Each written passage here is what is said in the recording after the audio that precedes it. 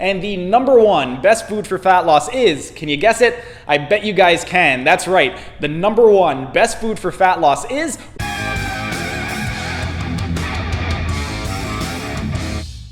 Hey everyone, thanks for tuning in. Steven here with Team Euphoric, and today I'm going to be sharing with you the top 10 best foods for fat loss. And I don't want to waste your time, so let's get right into the list. Coming in at number 10, the 10th best food for fat loss is going to be whatever your 10th favorite food is. The 9th best food for fat loss is going to be whatever your 9th favorite food is. The 8th best food for fat loss is going to be whatever your 8th favorite food is. The 7th best food for fat loss is going to be whatever your 7th favorite food is. The 6th best food for fat loss is going to be whatever your 6th favorite food is. The 5th best food for fat loss is going to be whatever your 5th favorite food is. The 4th best food for fat loss is going to be whatever your 4th favorite food is. The 3rd best food for fat loss is going to be whatever your 3rd favorite food is.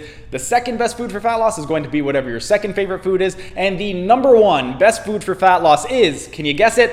I bet you guys can. That's right. The #1 best food for fat loss is whatever your favorite food is. Now, why exactly am I making this video? Well, I see a ton of lists online and it's all top 10 best foods for fat loss, top 10 best foods to gain muscle, and the truth is there's no such thing as a universal best food for fat loss. And the reason being is when you are trying to lose weight, if you are consuming foods that you do not like, you're not going to be able to stick to that type of a diet. So your diet's not going to be very sustainable. And if you want to lose weight in the long run, you want to make your diet something that is going to be sustainable. And the best way to do that is to consume foods that you actually enjoy, which is why the #1 rule that I have with my patients and my clients is if you don't like it, do not eat it. Now, let's say that hypothetically there was a best food for fat loss. Let's say that kale was this magical food that you could eat as much as you want and you would lose weight. Well, I myself, I absolutely hate kale. So I might be able to do that for 1 or 2 days, but eventually I'm going to stop eating it and I'm going to want to eat foods that I actually enjoy. So even if there was such a thing as a best food for fat loss,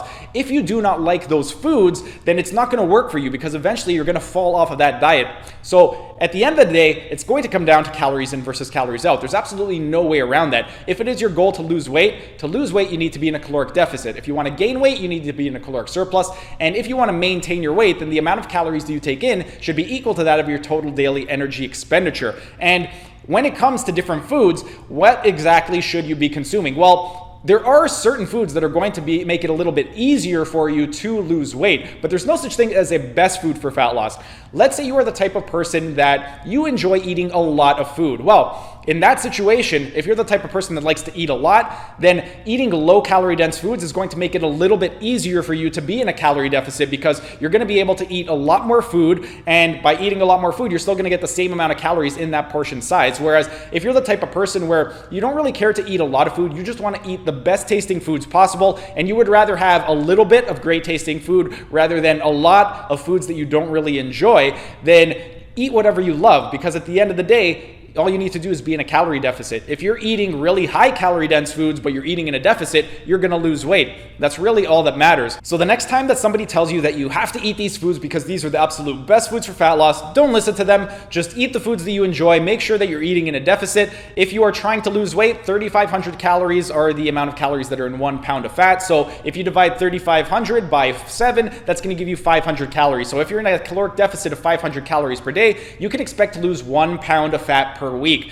Now, depending on how much you weigh, this might be too much, this might be too little. You should expect anywhere from 0.5 to 1% of your total body weight loss in fat every single week. If you are losing more than 1% of your body weight in fat, more than likely that's not going to be very sustainable for most people. So you would want to increase your calories a little bit more so you're not losing weight too drastically. Whereas if you are consuming a diet and you're not losing at least half of your body weight or 0.5% of your body weight in fat every single week, then you could afford to go on a bit more of a calorie deficit because it should be sustainable for you. But find out what exactly works for you. If you find that you are on a specific calorie deficit and it's very easy and it's very sustainable, very manageable for you, then you could try bumping it up a little bit and see how that works. As soon as you find that you're always getting hungry and you always want to just eat everything in sight, your calorie deficit is way too high. You need to lower it a little bit more, because if you don't lower it, you're just going to end up going out on a binge.